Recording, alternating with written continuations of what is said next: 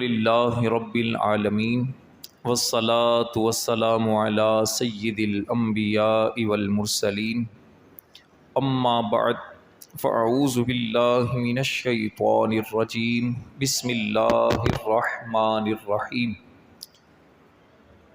ان اللہ وملائکتہ یصلون علی النبی یا ایہا الذین آمنوا صلوا علیہ وسلموا تسلیما اللہم صل علی سیدنا و مولانا محمد وعلی آل سیدنا و مولانا محمد وبارک وسلم صلاۃ و سلاما علیک یا سیدی یا رسول اللہ وعلی آلک و اصحابک یا حبیب اللہ۔ اللہ کریم کا فضل و کرم اور اس کا احسان عظیم ہے کہ اس نے ہمیں اپنے پیارے نبیوں کا ذکر خیر کرنے اور ذکر خیر سننے کی سعادت عطا فرمائی ہے۔ آج بھی انشاءاللہ الکریم اللہ کے ایک پیارے نبی حضرت سیدنا یوسف علیہ السلام کا ذکر خیر کریں گے۔ حضرت یوسف علیہ السلام یہ ایسے خوش نصیب نبی ہیں، اللہ کے نیک بندے ہیں کہ آپ خود بھی نبی ہیں، آپ کے والد یعقوب علیہ السلام وہ بھی اللہ کے نبی ہیں، اور آپ کے دادا حضرت اسحاق علیہ السلام وہ بھی اللہ کے نبی ہیں، اور آپ کے پردادا حضرت ابراہیم علیہ السلام یہ بھی اللہ کے نبی ہیں۔ حضرت یوسف علیہ السلام کا مبارک تذکرہ قرآن کریم میں بڑے خوبصورت انداز میں بیان کیا گیا ہے، بلکہ آپ علیہ السلام کے واقعے کو قرآن کریم میں احسن القصص کے نام سے بیان کیا گیا، یعنی بہترین سب سے خوبصورت واقعہ، کیونکہ آپ کا واقعہ ایک تو ویسے ہی بڑا خوبصورت ہے، اور دوسرے آپ کے جو واقعے کے اندر، آپ کی مبارک سیرت کے اندر انسان کی زندگی کے جو نشیب و فراز ہوتے ہیں، اپنوں کی جو بے وفائیاں ہیں، اور جو حسد ہے، شیطانی جو چالیں ہیں، جو انسان زمانے کے اتار چڑھاؤ دیکھتا ہے، یہ ساری چیزیں ہمیں اللہ کے نبی حضرت یوسف علیہ السلام کے ذکر خیر میں ملتی ہیں۔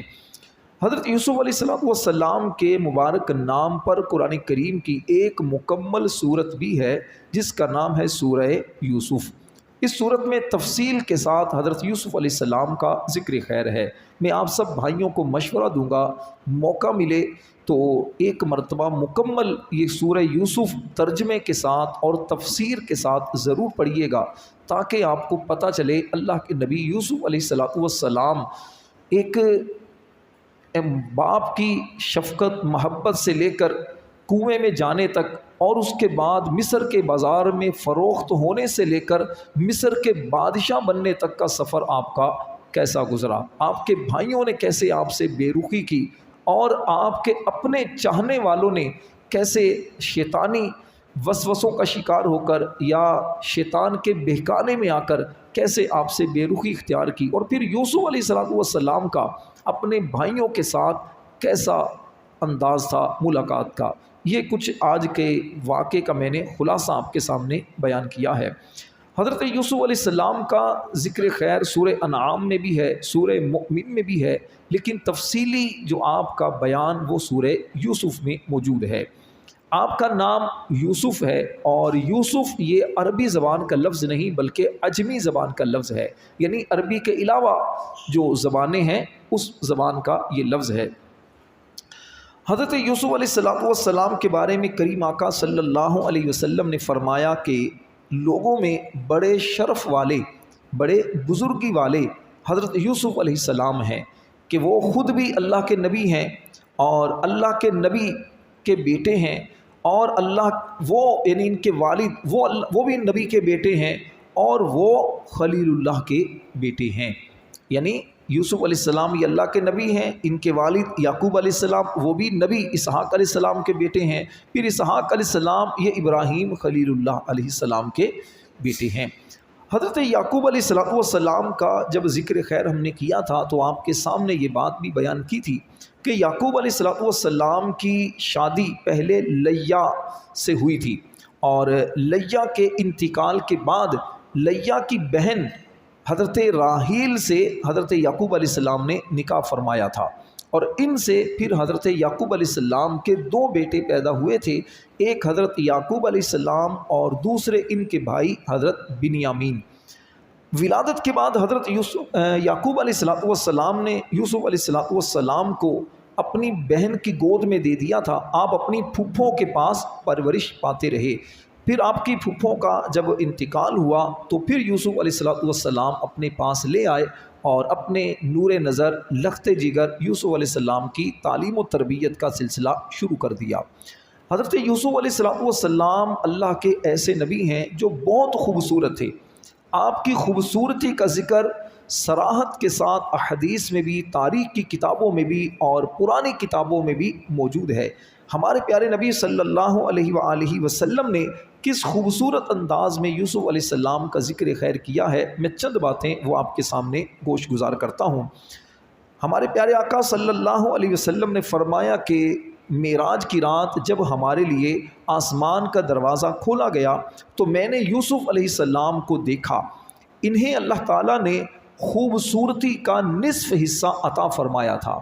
یوسف علیہ السلام نے مجھے خوش آمدید کہا اور میرے لیے دعائے خیر کی۔ مزید ایک روایت میں یہ ہے کہ معراج کی رات آقا کریم فرماتے ہیں میں نے تیسرے آسمان میں یوسف علیہ السلام کو دیکھا۔ وہ ایسے شخص تھے جن کے حسن نے مجھے تعجب میں ڈال دیا۔ وہ نوجوان اور اپنے حسن کے سبب، خوبصورتی کے سبب لوگوں پر فضیلت رکھنے والے تھے۔ ایک اور روایت میں نبی پاک علیہ السلام نے یوسف علیہ السلام کے اور بھی فضائل بیان کیے ہیں۔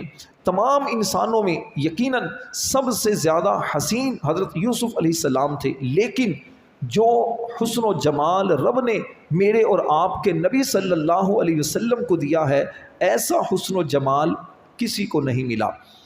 کسی فارسی شاعر نے کیا خوب کہا ہے، حسن یوسف دم عیسیٰ ید بیزاداری، حسن یوسف دم عیسیٰ ید بیزاداری، آچا خوبا ہما دارند تو تنہا داری۔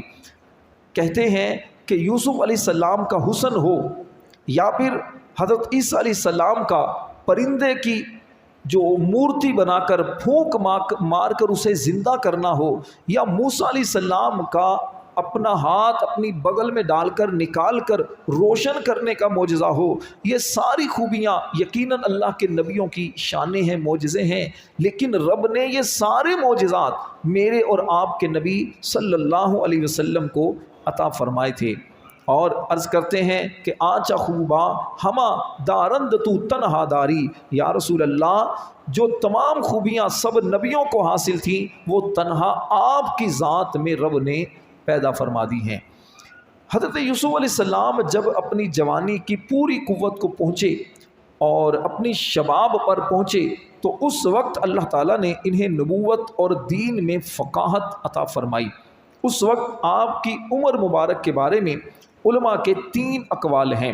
امام ضحاک کے قول کے مطابق آپ کی عمر مبارک 20 سال تھی، اور سدی کے قول کے مطابق 30 سال تھی، اور کلبی کے قول کے مطابق 18 اور 30 سال کے درمیان آپ کی عمر تھی جب آپ کو نبوت عطا فرمائی گئی۔ قرآن کریم میں اللہ تبارک و تعالیٰ اس بات کو یوں بیان فرماتا ہے، وَلَمَّا بَلَغَ أَشُدَّهُ آتَيْنَاهُ حُكْمًا وَعِلْمًا وَكَذَلِكَ نَجْزِي الْمُحْسِنِينَ۔ اور جب یوسف بھرپور جوانی کی عمر کو پہنچے تو ہم نے اسے حکمت اور علم عطا فرمایا، اور ہم نیکوں کو ایسا ہی صلہ دیتے ہیں۔ بعض علماء نے فرمایا کہ اس آیت میں حکم سے مراد ہے درست بات، اور علم سے مراد ہے خوابوں کی تعبیر، کیونکہ یوسف علیہ السلام خوابوں کی تعبیر بھی جانتے تھے۔ اللہ تعالیٰ نے یوسف علیہ السلام پر بہت سارے احسانات فرمائے۔ قرآن کریم کا اگر ہم مطالعہ کرتے ہیں تو پتہ چلتا ہے کہ اللہ تبارک و تعالیٰ نے سب سے پہلے آپ کو اپنے بھائیوں سے قتل کرنے سے محفوظ رکھا۔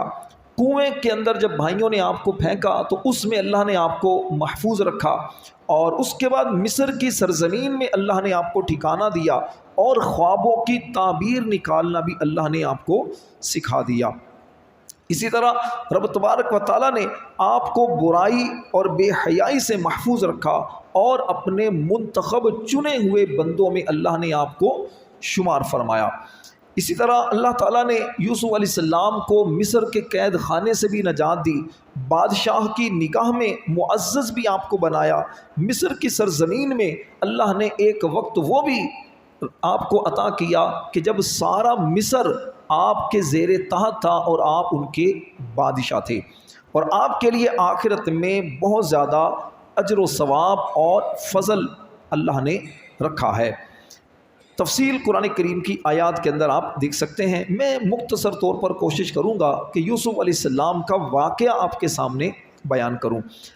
واقعہ کچھ یوں ہوا کہ ایک مرتبہ حضرت یوسف علیہ السلام نے چھوٹی سی عمر میں، آپ کی عمر مبارک اس وقت 12 سال تھی یا 7 سال اور 17 سال، 3 قول ملتے ہیں، 7 سال عمر تھی یا 12 سال عمر تھی یا 17 سال عمر تھی، چھوٹی سی بہرحال چھوٹی عمر تھی آپ کی، 7 سال یا 12 سال۔ آپ نے خواب دیکھا تھا، وہ خواب یہ دیکھا تھا کہ 11 ستارے ہیں اور سورج اور چاند، یہ سب چیزیں یوسف علیہ السلام نے دیکھا کہ مجھے سجدہ کر رہی ہیں۔ آپ نے اپنے والد یعقوب علیہ السلام سے اس کا ذکر کیا، اللہ نے اس کو یوں قرآن میں بیان کیا۔ یوسف علیہ السلام نے عرض کیا، یا ابتی انی رأیت 11 کوکبا والشمس والقمر رأیتہم لی ساجدین، اے میرے باپ میں نے 11 ستاروں اور سورج اور چاند کو دیکھا ہے، میں نے انہیں اپنے لیے سجدہ کرتے ہوئے دیکھا ہے۔ حضرت یعقوب علیہ السلام کو چونکہ یوسف علیہ السلام سے بڑی محبت تھی، چھوٹے چھوٹے تھے، خوبصورت بھی تھے، ویسے ہی باپ کو کسی ایک بچے سے دلی طور پر لگاؤ ہوتا ہے، تو آپ نے جب یوسف علیہ السلام کی یہ بات سنی، خواب دیکھا، خواب کے بارے میں سنا، تو آپ چونکہ خود بھی اللہ کے نبی تھے، سمجھ گئے کہ اللہ تبارک و تعالیٰ میرے اس بیٹے کو مقام و مرتبہ عطا کرے گا۔ تو آپ نے فرمایا کہ یا بنیا لا تقصص رؤیاک علی اخوتک فیکیدوا لک کیدا، اے میرے بچے اپنا خواب اپنے بھائیوں کے سامنے بیان نہ کرنا، ورنہ تمہارے خلاف کوئی سازش کریں گے۔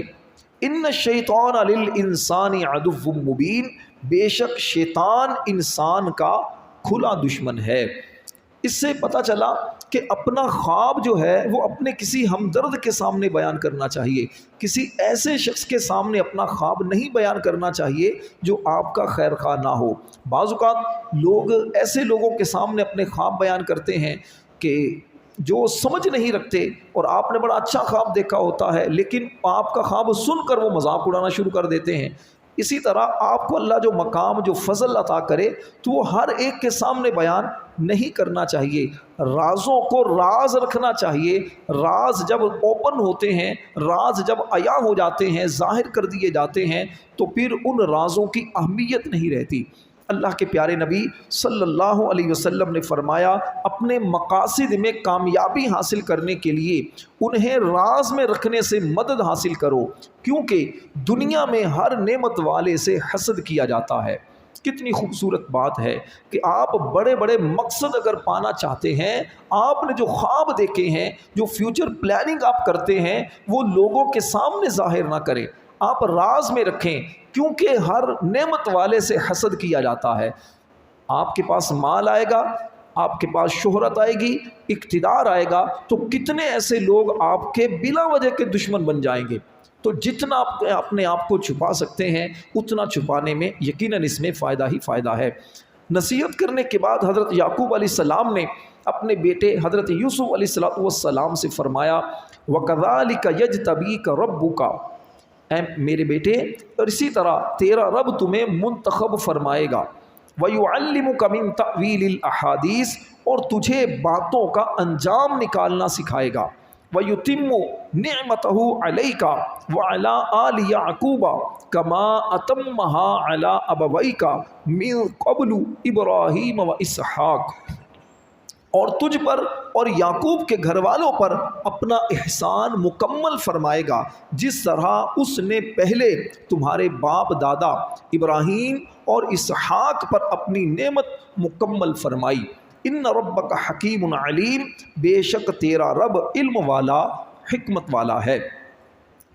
حضرت یعقوب علیہ السلام نے اپنے بیٹے کو یہ تو بتا دیا تھا کہ بیٹا تمہیں یہ چیزیں حاصل ہوں گی اور اپنا خواب اپنے بھائیوں کے سامنے ظاہر نہ کرنا. لیکن چھوٹی عمر میں عموماً باتیں نکل جاتی ہیں.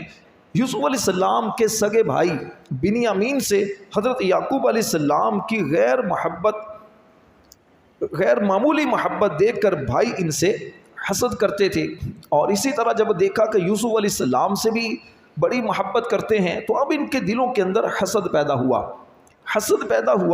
حسد کی ڈیفینیشن سمجھ لیں کہ دل کے اندر یہ آنا کہ یہ نعمت جو اسے ملی ہے یہ نعمت اس سے چلی جائے مجھے مل جائے. کوئی دولت والا ہے، آپ کہتے ہیں اس سے دولت چلی جائے، یہ بھکاری ہو جائے، میں پیسے والا ہو جاؤں. یہ حسد ہے. اور حسد نیکیوں کو اس طرح کھاتا ہے، حدیث میں آتا ہے جیسے آگ لکڑی کو کھاتی ہے. تو بھائی یوسف علیہ السلام سے حسد کرنے لگے اور آپس میں مشورہ کرنے لگے. مشورہ کیا کرنے لگے؟ لَيُوسُفُ وَأَخُوهُ أَحَبُّ إِلَىٰ أَبِينَا مِنَّا وَنَحْنُ عُصْبَةٌ إِنَّ أَبَانَا لَفِي ضَلَالٍ مُبِينٍ. بے شک یوسف اور اس کا سگا بھائی ہمارے باپ کو ہم سے زیادہ محبوب ہیں، حالانکہ ہم ایک جماعت ہیں. بے شک ہمارے والد کھلی محبت میں ڈوبے ہوئے ہیں. اب یہ چیز جو تھی ان کے دلوں میں حسد پیدا ہوا کہ والد ان سے محبت کرتے ہیں. حالانکہ یعقوب علیہ السلام کیوں محبت کرتے تھے یوسف علیہ السلام سے اور ان کے چھوٹے بھائی سے؟ کیونکہ ایک تو ان کی والدہ کا انتقال ہو چکا تھا، دوسرے نمبر پر یہ چھوٹے تھے اور عموماً ماں باپ چھوٹے بچوں سے زیادہ محبت کرتے ہیں، شفقت کرتے ہیں. تو بڑوں کو چاہیے کہ بڑے اس چیز کو سمجھیں.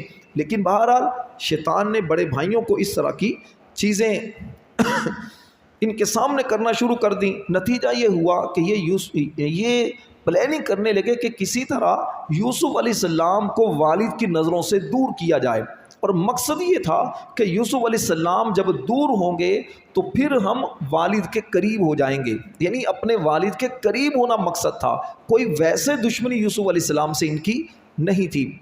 بہرحال آپس میں مشورے اور اتفاق رائے کے بعد انہوں نے یعقوب علیہ السلام سے کہا کہ یا ابانا ما لک لا تأمنا علی یوسف، کہ اے ہمارے باپ آپ کو کیا ہوا کہ آپ ہمارا اعتبار نہیں کرتے، حالانکہ ہم بھی آپ کے خیر کا ہیں. آپ یوسف کو ہمارے ساتھ بھیجتے کیوں نہیں ہیں کہ یہ بھی ہمارے ساتھ جنگل میں جائیں، بچے ہیں کھیلا کریں گے، تھوڑا دل لگا رہے گا.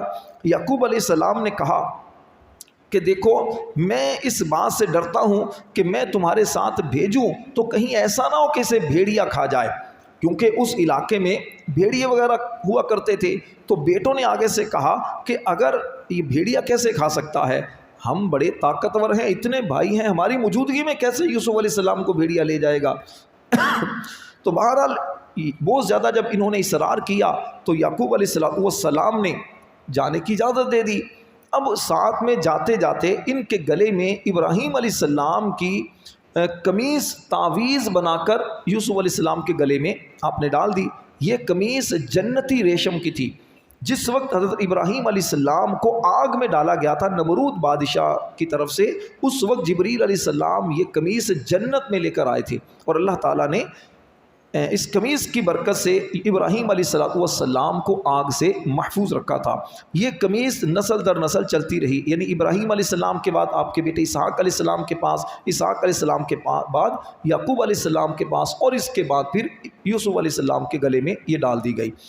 بہرحال یہ بھائی یوسف علیہ السلام کو لے کر پہلے چلتے رہے، کندھے پر سوار کیا. یعقوب علیہ السلام جب تک دیکھتے رہے یہ پیار کرتے رہے. جب کافی دور چلے گئے، نظر آنا بند ہو گیا تو ان بھائیوں نے یوسف علیہ السلام کو زمین پر پٹخ دیا. اب کوئی بھائی ادھر سے مارتا، کوئی ادھر سے مارتا. اب یوسف علیہ السلام روتے تھے کہ یہ کیا ہو رہا ہے میرے ساتھ؟ بھائیوں سے آپ نے کہا کہ میرے ساتھ ایسا کیوں کر رہے ہو؟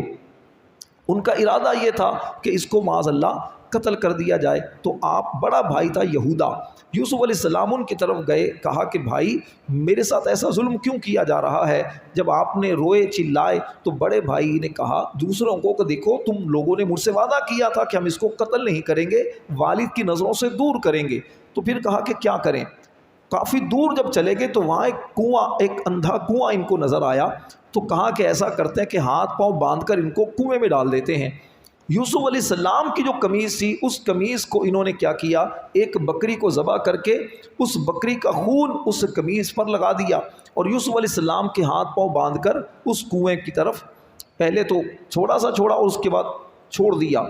اللہ کے فرشتے جبریل علیہ السلام انہوں نے یوسف علیہ السلام کو پکڑا اور آرام سے کنویں میں بٹھا دیا ایک پتھر پر، اور آپ کے ہاتھ پاؤں بھی کھول دیے۔ اب ہوا یہ کہ کنعان سے تقریباً 9 میل کے فاصلے پر اردن کی زمین سرزمین کے اطراف میں یہ کنواں تھا، اور اس کنویں کی گہرائی میں جب پہنچے تو جبریل علیہ السلام نے جب آپ کو بٹھا دیا تو ہوا کیا کہ ایک قافلہ وہاں سے گزرا اور ان کو پانی کی حاجت درپیش ہوئی۔ وہ پانی کے لیے ایک بندے کو انہوں نے جب بھیجا تو وہ بندہ لے کر یہاں پر آیا، کنویں کے اندر بالٹی ڈالی، اور یوسف علیہ السلام ہلکے پھلکے سے تھے، بڑے نرم و نازک خوبصورت تھے، آپ نے اس بالٹی کو پکڑا اور اس کے بعد پھر آپ اوپر آ گئے۔ ادھر بھائیوں نے قمیض لے کر یعقوب علیہ السلام کے پاس پہنچے اور ان کو کہا کہ ابا جی رونا چلانا شروع کر دیا، اور پہنچے رات کے وقت میں۔ یعقوب علیہ السلام پریشان ہو گئے، کیا ہوا؟ باہر نکلے گھر سے، کہا کیا ہوا؟ کہا ابا جی وہی تھا جس کا آپ نے ڈر کا اظہار کیا تھا، وہ تو یوسف کو تو بھیڑیا کھا گیا۔ تو اب جو قمیض دکھائی، اب قمیض پر خون تھا۔ یعقوب علیہ السلام نے کہا کہ یہ کیسا بھیڑیا تھا جو میرے یوسف کو تو کھا گیا لیکن اس کی قمیض کو بالکل بھی نہیں پھاڑا اس نے۔ لیکن بہرحال آپ نے کہا کہ میں اللہ کی رضا پر راضی ہوں۔ تو اس کے بعد جو قافلہ تھا، قافلے والوں نے بہرحال جب ادھر سے یوسف علیہ السلام کو صبح کے وقت میں، دوپہر کا وقت تھا جب نکالا، تو اب بھائی بھی دیکھنے کے لیے آتے تھے کہ یوسف ہے یا نہیں۔ اب ادھر جب قافلے والوں کے پاس دیکھا تو کہنے لگے یہ تو ہمارا غلام ہے۔ اب قافلے والوں نے کہا کہ اگر تمہارا غلام ہے تو ہمیں بیچ دو۔ کہا ہاں ہاں بالکل لے لو، کتنے کا جو بھی کھوٹے درم جو بھی دیتے ہو دے کر اس کو لے جاؤ، یہ بھگوڑا غلام ہے معاذ اللہ۔ تو اب بھائیوں نے یوسف علیہ السلام کو تھوڑے سے سکوں کے بدلے بیچ دیا۔ قرآن میں اس کو یوں بیان کیا، وَشَرَوْهُ بِثَمَنٍ بَخْسٍ دَرَاهِمَ مَعْدُودَةٍ وَكَانُوا فِيهِ مِنَ الزَّاهِدِينَ، اور بھائیوں نے بہت کم قیمت چند درہموں کے بدلے میں اسے بیچ دیا اور انہیں اس میں کچھ رغبت نہ تھی۔ اگر بھائی چاہتے تو بہت زیادہ مال لے سکتے تھے یوسف علیہ السلام کو بیچ کر، لیکن انہیں چونکہ پیسوں کی غرض نہیں تھی، ان کا مقصد یہ تھا کہ یوسف علیہ السلام یہاں سے دور چلے جائیں۔ تو بہرحال وہ قافلہ یوسف علیہ السلام کو لے کر مصر کی سرزمین میں آیا، اور مالک بن زار اور اس کے ساتھی جو تھے جنہوں نے یوسف علیہ السلام کو خریدا تھا، وہ اس زمانے کے مصر کے بادشاہ ریان بن ولید کے پاس آئے، اور اسی کا وزیر اعظم تھا کتفیر مصری، اسی کو عزیز مصر کہا جاتا ہے، اور زلیخا اسی کی بیوی تھی۔ تمام خزانے اسی کے تحت تھے۔ اب جب یوسف علیہ السلام مصر کے بازار میں بیچنے کے لیے لائے گئے تو ہر شخص کے دل میں ایک طلب پیدا ہوئی کہ میں اس کو خرید لوں۔ قیمت لگنا شروع ہو گئی، یہاں تک کہ آپ کے وزن کے برابر سونا، اتنی ہی چاندی، اتنا ہی مشک اور اتنی ہی ریشم قیمت مقرر ہوئی۔ عزیز مصر نے یہ سارا مال دے کر آپ کو خرید لیا اور اپنے گھر لے آیا۔ تو اس طرح دوسرے خریدار پھر خاموش ہو گئے۔ عزیز مصر یوسف علیہ السلام کو لے کر اپنے گھر آیا اور اپنی بیوی زلیخا سے کہا کہ یوسف کو عزت سے رکھو اور ان کے عمدہ لباس اور کھانے پینے کا خیال کرو۔ قرآن کریم میں اس کا تفصیلی ذکر ہے۔ یوسف علیہ السلام انتہائی چونکہ خوبصورت نوجوان تھے، زلیخا نے آپ کے حسن و جمال کو دیکھا تو آپ دل میں اس کے ایک طلب پیدا ہوئی اور آپ کو پھسلانے کی اس نے کوشش کی۔ تمام دروازے بند کر کے ناجائز اپنی خواہش پوری کرنے کے لیے یوسف علیہ السلام کو ابھارا۔ یوسف علیہ السلام چونکہ شرم و حیا والے نبی تھے، آپ نے زلیخا کو نصیحت کرتے ہوئے فرمایا کہ بے شک عزیز مصر نے میری پرورش کی ہے، مجھ پر بھروسہ کیا ہے، مجھے رہنے کے لیے اچھی جگہ دی ہے، کیا اس کا بدلہ یہ میں دوں کہ میں اس کے اہل خانہ میں خیانت کروں؟ ایسا ہرگز نہیں ہو سکتا، جو ایسا کرے وہ ظالم ہے اور ظالم کبھی فلاح نہیں پاتے۔ تو بہرحال یوسف علیہ السلام انتہائی پاک دامن تھے. آپ کی پاک دامنی کا ذکر رب نے قرآن میں یوں کیا ہے وَلَقَدْ هَمَّتْ بِهِ وَهَمَّ بِهَا لَوْلَا أَن رَّأَىٰ بُرْهَانَ رَبِّی. بے شک عورت نے یوسف کا قصد کیا. یوسف نے قصد نہیں کیا، عورت نے یوسف کا قصد کیا، اور اگر وہ اپنے رب کی دلیل نہ دیکھ لیتا تو وہ بھی عورت کا ارادہ کرتا. ہم نے اسی طرح کیا تاکہ اس سے برائی اور بے حیائی کو پھیر دیں، بے شک وہ ہمارے چنے ہوئے بندوں میں سے ہے. اس میں حضرت یوسف علیہ السلام کی اللہ نے ایک عظمت کو بیان کیا. یوسف علیہ السلام بہرحال عائشہ اس سے زلیخا سے پیچھا چھڑا کر بھاگے. پہلے اس نے سارے دروازے بند کر دیے تھے، لیکن جیسے جیسے آپ بھاگتے جا رہے تھے دروازے آپ کے لیے کھلتے جا رہے تھے. بہرحال زلیخا نے جب یہ دیکھا تو پیچھے سے یوسف علیہ السلام کو پکڑا. اب قمیص ہاتھ میں آئی تو قمیص پھٹ گئی پیچھے سے. اب جب آخری دروازہ کھلا تو دیکھا کہ میرا شوہر عزیز مصر آ چکا ہے. اب زلیخا نے وہاں پر مکر کیا، کہا کہ دیکھو تم نے کیسا غلام خریدا ہے جو تمہارے اہل خانہ میں ہی اس طرح دست اندازی کر رہا ہے. عزیز مصر بھی چونکہ سمجھتا تھا یوسف علیہ السلام کی حیا کو، لیکن بہرحال یہ فیصلہ جب آیا بادشاہ کے سامنے تو اس وقت پھر ہوا کہ سچا کون ہے اور جھوٹا کون ہے. تو وہاں پر پھر یہ کہا گیا کہ اچھا یہ دیکھو کہ قمیص کہاں سے پھٹی ہے. اگر مرد جھوٹا ہے، یوسف علیہ السلام کی اگر غلطی ہے تو پھر قمیص آگے سے پھٹنی چاہیے، اور اگر عورت کی غلطی ہے تو قمیص پیچھے سے. جب دیکھا گیا تو قمیص پیچھے سے پھٹی تھی. اس وقت جب یوسف علیہ السلام نے دیکھا کہ زلیخا آپ پر الزام لگاتی ہے اور آپ ہی کو قید و سزا کی صورت میں قید اور سزا کے لیے آپ کے لیے ایسے راستے پیدا کر رہی ہے، تو اس وقت آپ نے یوسف علیہ السلام نے فرمایا کہ چھوٹا سا ایک بچہ تھا 4 مہینے کا جو زلیخا کے ماموں کا لڑکا تھا. آپ نے اس فرمایا کہ اس بچے سے پوچھ لو. تو عزیز مصر نے کہا بچہ کیا بولے گا؟ یوسف علیہ السلام نے فرمایا اللہ تعالیٰ اسے بولنے کی طاقت دینے اور میری بے گناہی پر گواہی دلوانے پر قادر ہے. عزیز نے اس بچے سے پوچھا تو وہ بچہ بولنے لگا. اس بچے نے یہی کہا کہ اگر ان کا کرتا آگے سے پھٹا ہوا ہو پھر تو وہ عورت سچی، یہ سچے نہیں، اور اگر ان کا کرتا پیچھے سے چاک ہوا ہے تو عورت جھوٹی اور یہ سچے. تو اب کیا ہوا جب دیکھا گیا تو یوسف علیہ السلام چونکہ پیچھے سے وہ زلیخا پکڑ رہی تھی تو یوسف علیہ السلام کی سچائی ظاہر ہو گئی. اس کے ضمن میں اور بہت ساری باتیں بہرحال بیان کی جا سکتی ہیں. زلیخا کی خیانت اور یوسف علیہ السلام کی براءت ثابت ہونے پر عزیز مصر نے آپ کی طرف متوجہ ہو کر آپ سے معذرت کی اور عرض کی کہ اے یوسف تم اس بات سے درگزر کرو، تم یقیناً پاک دامن ہو. اس سے عزیز مصر کا مقصد یہ تھا کہ یہ بات عوام کے اندر نہ جائے، یہ بات گھر کے اندر ہی رہے. پھر بہرحال عزیز مصر جو تھا زلیخا اپنی بیوی کی طرف متوجہ ہو کر اس نے کہا کہ اے عورت تو اللہ تعالیٰ سے اپنے اس گناہ کی معافی مانگ جو تو نے یوسف پر تہمت لگائی ہے. بے شک تو ہی خطا کار ہے کیونکہ تو نے اپنے شوہر کے ساتھ خیانت کا ارادہ کیا ہے. اس کے بعد پھر بہت طویل واقعہ ہے، میں بالکل خلاصہ آپ کو بیان کروں تو خلاصہ یہ ہے کہ یوسف علیہ السلام پھر رہے اور پھر زلیخا جو تھی یوسف علیہ السلام کے عشق میں مبتلا ہو گئی اور بہت زیادہ تڑپنے لگی. یوسف علیہ السلام اس کے بعد ایک وقت وہ بھی آیا کہ پھر آپ قید خانے میں ڈال دیے گئے، قید خانے میں رہے. بادشاہ نے ایک خواب دیکھا تھا اور اس خواب کی تعبیر یوسف علیہ السلام نے بتائی. پھر بادشاہ کی نظر میں آپ کا مقام ہوا.